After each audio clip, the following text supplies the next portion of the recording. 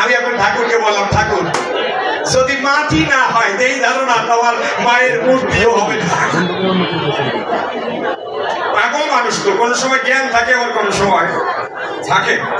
আমি ডেকে বললাম, তাই মাটি ছাড়া মায়ের মূর্তি হবে না, আর টাকা যদি না থাকে তাহলে মায়ের প্রসাদ কেনাও যাবে না। টাকা মাটি এক করে তুমি ফেলে দিলে গঙ্গার নীরে, টাকা মাটি মাটি টাকা বলে। এই টাকা মাটি জগতের মূল, কেন করিলে এ ভুল, জাতিকুল কেন ডুবাও জলে, না থাকলে টাকা কিংবা মাটি হয় না মহোৎসব। চিন্তা করেন যত সব জ্ঞানী দল, তাই তার কাছে আমি জানতে চাই, টাকা মাটি এক করে ফেলে দিলে গঙ্গার নীরে, তাই মায়ের মূর্তি করবে কি প্রকারে?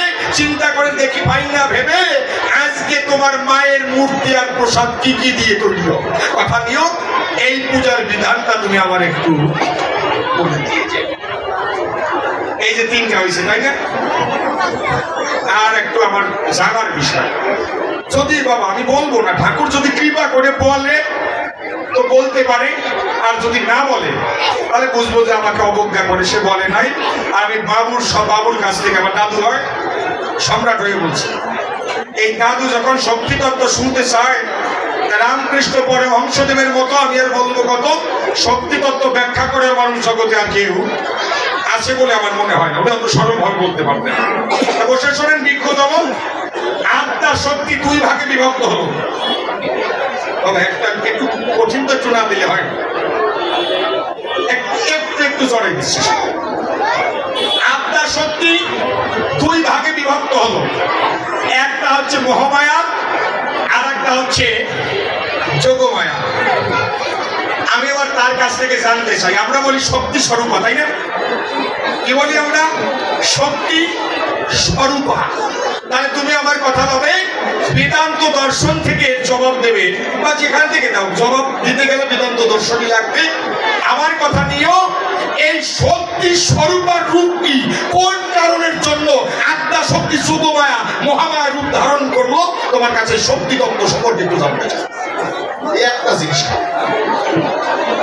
এই শক্তি আমরা বলি শক্তি স্বরূপা, এই শক্তি স্বরূপটা কি, শক্তি স্বরূপটা কয় প্রকার, তাই তোমার কাছে জানতে চাই। এই ধারণা আর বেশি বলবো না, এইবার একটা গান গিয়ে আমার মতো বিষয় নিয়ে যাই।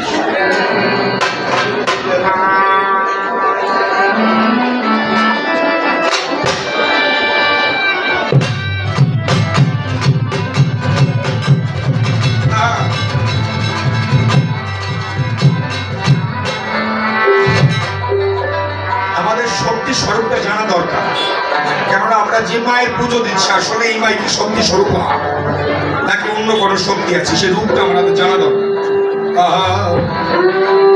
পরিশেষে একটা কথা, আমি তো নরেন দত্ত, আমার এই দেহতরিটা খান্ডানি হবে শ্রী শ্রী ঠাকুর রামকৃষ্ণ পরমহংস, কিন্তু এখন পর্যন্ত আমি তো সে জায়গায় যেতে পারি না। অন্তরে আছে ভাবো, আমি জানি আমি যত অপরাধ করি না কেন তার কাছে আমি ক্ষমা পাবো, কেননা কৃতিমতার পরিচয়। সন্তান যত অন্যায় করুক না কেন বাবা মা নির্বিবাদে তা ক্ষমা করে দেয়। শাস্ত্রে বললেন দয়াল, তোমার এক নাম দয়াল, আমি যদি পাপ না করি তুমি পাপ করবো কেন? তোমার দয়াল নাম আর কেউ তো ডাকবে না, আমি পাপ করি বলেই তুমি দয়াল। আমি যদি পাপ না করি তুমি কাকে মুক্তি দেবে? কে তোমাকে দয়াল সাগর বলবে? তাই আমি জানি তুমি অপূর্ণ দুনিয়ার মাঝি, আমার কথা নিয়েও আমাদের দেহ নৌকাটা তুমি ভবন বিধানে পার করে দিচ্ছি। অপূর্ণ দুনিয়ার মাঝি রে,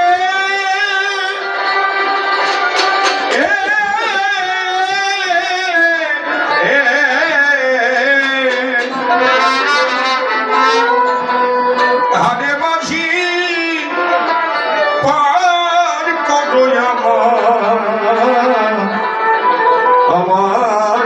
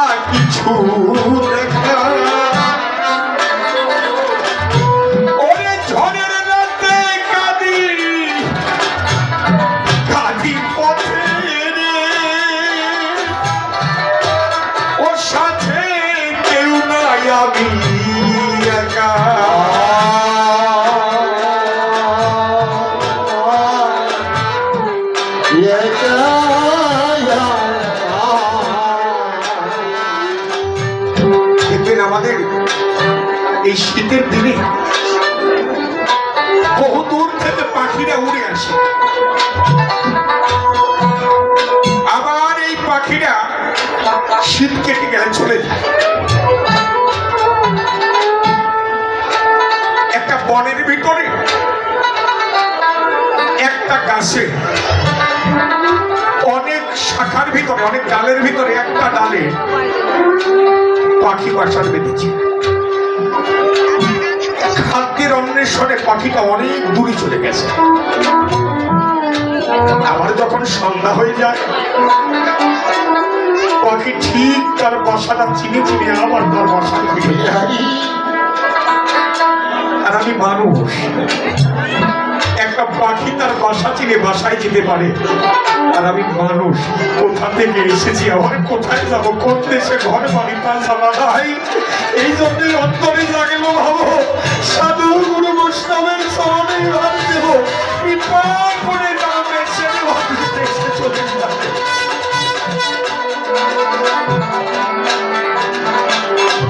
কোন পথ দিয়ে কোথায় এলাম রে, চোখে যায় না কিছু দেখা। ওরে ঝড়ের রাতে কাঁদি কাঁদি পথে রে, সাথে কেউ নাই আমি একা।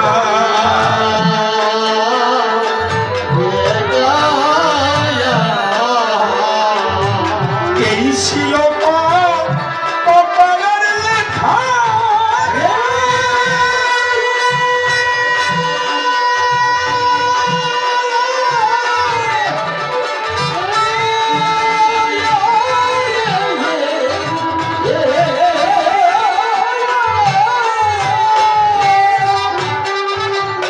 আমি এমনই হতভাগা,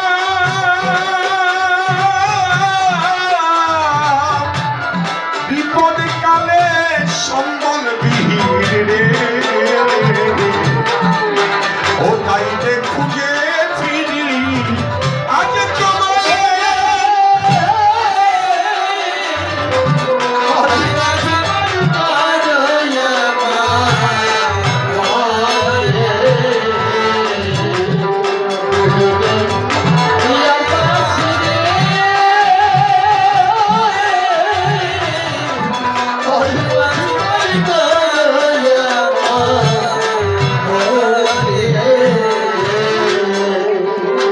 একে তো ভোর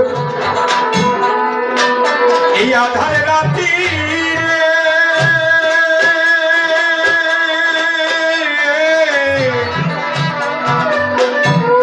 আধার রাতি রে, তাকে অন্ধ মোর দুই আঁখি। ক্লান্ত মনে ওরে শ্রান্ত মনে, ক্লান্ত ক্লান্ত দেহে রে, ও দয়াল তোমাকে ডাকি।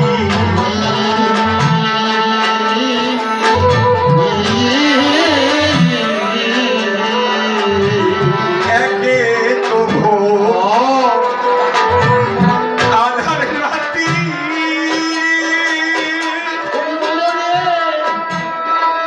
ও তাতে অন্ধ মোর দুই আঁখি। শান্ত মনে ক্লান্ত ক্লান্ত দেহে রে, ও দয়াল তোমাকে ডাকি।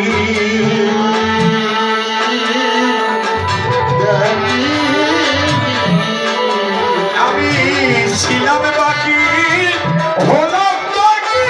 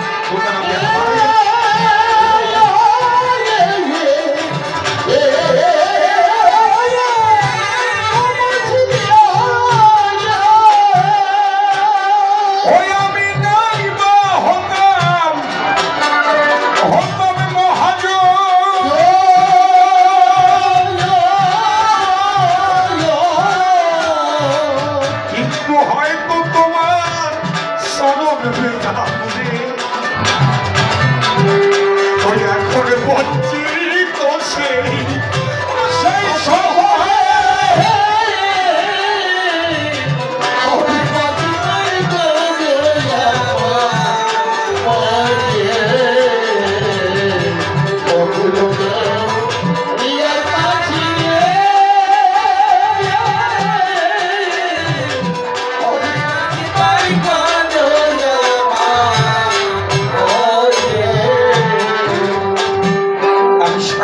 ভিক্ষা করেছি, কাঁধে ছোলা নিয়েছি, কিন্তু আমি এইসব টাকা পয়সা ভিক্ষা না করে যদি ভক্তের চরণ ধরে ভিক্ষা করতাম হয়তো আমি মহাজন হতাম না, কিন্তু প্রভু তোমার চরণ তো পেতাম।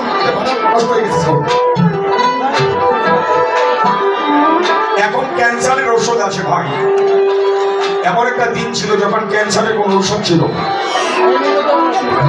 এক রাজার ক্যান্সার হয়েছে, মহারাজ কবিরাজকে ডেকে বললো কবিরাজ আমার এই ক্যান্সার ভালো হতে পারে, একটা বাচ্চা হারিয়ে গেছে, তার বাবা মাকে অনুরোধ করছি বাচ্চাটা আমার শ্রদ্ধেয় নীলরতন দাদার কাছে আছে কমিটির বক্সে, আপনার যার বাচ্চা হারিয়েছে সে কমিটির বক্সে আসুন, কমিটির বাবাদের সঙ্গে যোগাযোগ করুন, বাচ্চাটা কান্না করছে, আমি অনুরোধ করছি। বাবারে শুধু একটা বাচ্চা তো হারায় নাই, আমরা তো সবাই হারিয়ে আছি। কিছু সময় পরে এই ছেলেটার বাবা মাকে খুঁজে নিয়ে যাবে, বলতে পারেন আমাদের কবে খুঁজে নিয়ে যাবে,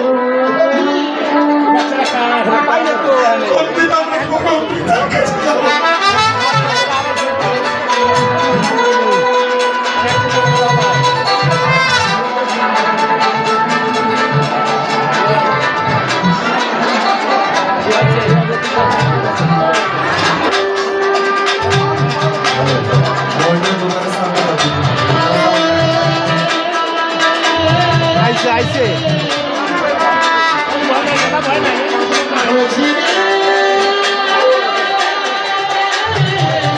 রাজার ক্যান্সার হয়েছে, কবিরাজকে ডেকে বলেছি কবিরাজ আমি বাঁচতে পারবো এমন ঔষধ নেই। কবিরাজ ডেকে বলছে মহারাজের কাছে একটা ঔষধ আছে, কিন্তু আপনি তো মেলাতে পারবেন না। কি ঔষধ? বললো হিমালয়ের পাদদেশে মানুষ সরোবর এক ধরনের রাজহংসী পাখি বাস করে, ওর যে প্রধান পাখি সে কথা বলতে পারে, ওই পাখিটাকে এনে যদি তার মাংস খেতে পারে আপনার বেদিবেন ভালো হয়ে যাবে। রাজা বলছে নাকি শিকার করতে হবে একটা পাখি, এটা কঠিন নাকি আমি পারবো? কবিরাজ বলছে মহারাজ না পারবেন না, ওই পাখি ধরা এত সোজা, সাধারণ মানুষ গেলে ওই পাখি থাকে না। তবে যদি কোনো কৃষ্ণ ভক্ত, যদি কোনো সাধুগুরু বৈষ্ণব ওই সরোজের তীরে যায়, পাখিরা উড়ে আসে পাখায়, পাখিরা পাখা দিয়ে সাধুকে বাজে দেয়। কোন পাখি অবিকল মুখের মধ্যে নিয়ে এসে জল সাধুর চরণ ধরিয়ে দেয়। সাধারণ মানুষ গেলে পাখি থাকে না, তাই তো পাখি ধরা যায় না। তো এরা সবাই একজন চতুর ব্যক্তি, সেটাকে বলছে মহারাজ 100 সোনার মুদ্র দিলে আজ আমি পাখিটাকে ধরে দিতে পারি। প্রশাসনের বিজ্ঞত হলো, মহারাজ 100 সোনার মুদ্রা দিয়ে দিল। ওই চতুর ব্যক্তি, চোর ব্যক্তি বাজারে গিয়ে সাধুর পোশাক কিনে সাধু সেজে একটা খাঁচা নিয়ে সরোজের পাড়ে গেল। এখন ওই সরোজের তীরে বসে কৃষ্ণ নাম করছে। অন্যান্য পাখিরা বলছে প্রধান পাখিকে চলো না, আজকে একজন সাধু এসেছে, সাধু সঙ্গ করি। প্রধান পাখি ডেকে বলছে ওই লোক সাধু না। কি করে বুঝলে? কৃষ্ণ নাম তো করছে। ডেকে বলে তাই দেখো কৃষ্ণ নাম করছে, কিন্তু চোখে তো কৃষ্ণ নামের বন্যা নাই। তাহলে কি আমরা যাবো না? জানো ও আমাকে ধরে নিয়ে যেতে এসেছে, তাহলে যাবো না? যাবো না। প্রধান পাখি বলছে না, আমাদের যেতেই হবে। কেননা ওই লোকটা সাধু না আমি জানি, কিন্তু বলি তোমাদের কাছে সাধু না হলে ওর সাধুর পর একটা বিশ্বাস আছে, সাধু পোশাক পরে গেলে আমার কাছে পাখি আসবে, এই বিশ্বাসটা ধ্বংস করা যাবে না। এবার ওই পাখি এলো, এবারে চোর দেখতে পায় কত পাখি উড়ে এসেছে পাখায়, পাখা দিয়ে বাতাস দেয়, কোনো পাখি সাধুর চরণে জল দিয়েছে। এই সময় চোর পাখিকে ধরে খাঁচায় বন্দি করে নিয়ে রক্ষা করেছে। খাঁচার ভিতর থাকি বলছে নাকি পাখি সাধু করলে কি, এটা কি সাধুর কাজ নাকি? আমাকে ছেড়ে দাও, কেননা আমাকে ছেড়ে না দিলে কোনোদিন কোনো সাধুকে পাখিরাও বিশ্বাস করবে না। জানে যত জ্ঞানী করি চোরে শোনে না ধর্মের বাড়ি, পাখি আনি রাজারে দেয়। পাখি দেখে বললো মহারাজ করলেন কি কাজ? মহারাজ বলছে সত্য, তুমি আমার পথ্য, তোমাকে হত্যা করে খেলে পরে আমার বেদি ক্যান্সার যাবে সেটা। পাখি ডেকে বলছে ক্যান্সার যদি আমি সারিয়ে দিই, ঔষধ আমি দিয়ে দিই, আমাকে ছেড়ে দেবে? গিয়ে দেখেন ওই হিমালয়ের পাদদেশে একজন সাধু বসে আছে। ওই সাধুকে এনে বেশি কিছু করতে হবে না, তার চরণ ধৌত করে একটু জল পান করেন, শুধু ক্যান্সার নয় আপনার ভববেদি থাকবে নাম সেটি না। তো ওই রাজা ওই সাধুকে আনায়ন করে, সাধুকে আনায়ন করে যখন এই চরণে জল দিয়ে জল পান করবে, রাজার মন হয় না সত্য, দেখতে পারে জলের ভিতরে পুজ রক্ত ছোট ছোট পোকা কিলবিল কিলবিল করছে। মহারাজ তো জল খায় না, সত্য বলে নিরবধি সাধুর পায়ে ছিল বলিত কুষ্ঠ বেদি, জল তার থালাটা ধরে ফেলে দিল, অনেক জল পড়ে গেল, কিন্তু থালার কানায় কানায় লেগে কিছুটা জল থালায় রয়ে গেল। পাখি বলল মহারাজ এখন করলেন যেই কাজ, আমার মতো হাজার পাখিকে খেলে আপনার বেঁধে যাবে না, কেননা সাধুগুরু বৈষ্ণবের চরণ ধৌত জল সর্বতীর্থের ফল, সর্বতীর্থ ভ্রমণ করলে যে ফল হয়, আর একবার সাধুগুরু বৈষ্ণবের চরণ ধৌত হয়ে দিলে ওই ফলে পাওয়া যায়। মহারাজ এক কাজ করেন, আপনি তো আমাকে কেটে খাবেন, আমার জীবনটা আপনাকে দান করে দিলাম, এর বিনিময়ে ওই যেটুক জল থালায় আছে আমাকে ভিক্ষা দেবেন। মহারাজ বাহাত দিয়ে ধরে থালাটিকে খাঁচার সঙ্গে মিলে ধরেছে, খাঁচার ভিতর থেকে পাখি গলা বের করে দিয়েছে। রাজা দেখতে পারে অবিকল, পাখির চোখ থেকে পড়ছে জল, দেখে বলছে দয়াল যদি কোনোদিন আমাকে পৃথিবীতে পাঠাও, আর এই পশুগুলো আমাকে জন্ম দিও না, একটা মানব খুলে আমাকে জন্ম দিও, সেই মানব খুলে আমি অনন্তকাল ধরে সাধু সঙ্গ করতে পারবো। তাই আজকে সাধু গুরুর চরণ ধুলির জল সেইবারের মতো গ্রহণ করে। প্রশাসনের বিজ্ঞতম এই বলে পাখি জল পান করলো। পাখি যখন এই সাধুগুরু বৈষ্ণবের চরণ ধৌত জল পান করলো, সঙ্গে সঙ্গে পাখিটা মারা গেল। কিন্তু মারা যাওয়ার পরে তার দেহ থেকে অলৌকিক একটা জ্যোতি বেরিয়ে যাচ্ছে। রাজা বলছে নাকি পাখি আমার দিয়ে গেলি পাখি। পাখি ডেকে বলল মহারাজ দেখেছে সাধুগুরু বৈষ্ণবের চরণ ধুলির গুণের কি মহিমা, আমি পাখি জনম থেকে মুক্তি পেয়ে দেবত্ব লাভ করলাম। আমি যেতে যেতে বলি ওই থালার উপরে আরেকটু জল দিয়ে ভক্তি সহকারে থালাটি ধৌত করে পান করেন, তাতে আপনার গায়ে আর ভববেদী থাকবে না। মহারাজের থালার পরে একটু জল দিল, জল দিয়ে যখন জলটা পান করলো, সঙ্গে সঙ্গে তার দেহে দুরারোগ্য বেঁধে সেরে যায়। থালার উপরে তাকিয়ে দেখে রাধা কৃষ্ণ যুগল হয়ে সে ওই থালার গায়ে। তাই এই জগতে সাধু সত্য, সাধু সত্য সর্বশাস্ত্রে পায় লাভ মাত্র সাধু সত্য, জীবের পিতা বলা যায়। তাইতে পরাধীন কেন বললেন সারা জনম করিলাম ভিক্ষা রে, কাঁধে লয়ে ভিক্ষার ঝুলি, আমার কেউ দিল না কানা কানা করি রে, ও শুধু কডার বলি।